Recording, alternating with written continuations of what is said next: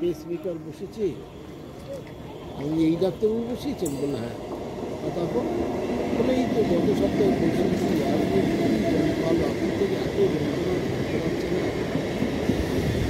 আমি ডাক্তারকে বললাম দেখুন পেসমেকার বসালে কি প্রবলেম সলভ হয়? বলে হ্যাঁ। আমি তাই যদি বলেন কিছু মনে করবেন না, পাশের ঘরে তো আপনার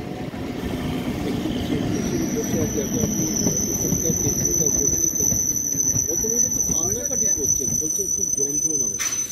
বলে ওটা ওনার বদমাইশ। আমি বললাম এর আবার হয় না, এইরকম আবার হয় নাকি?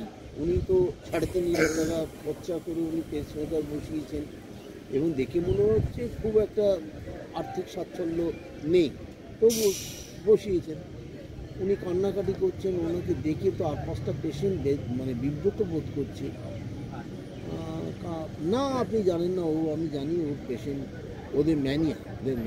তখন আমার মনে ডাকলো না এ হতে পারে পিজির ডাক্তার, কিন্তু তখনই আমাকে অফিস থেকে বললো আরও কয়েকটা ডাক্তার দেখো। তাই আমি তখন ওই অরিন চৌধুরী আরেকটা আছে ওইখানে, অরিন মুখার্জি না কি না, তার কাছে গেলাম চন্দননগরে, সেও বললো পেসমেকার। আমার সন্দেহ হলো মাইতির কাছে, তখনই গেল ফার্স্ট 5ই ফেব্রুয়ারি 2022।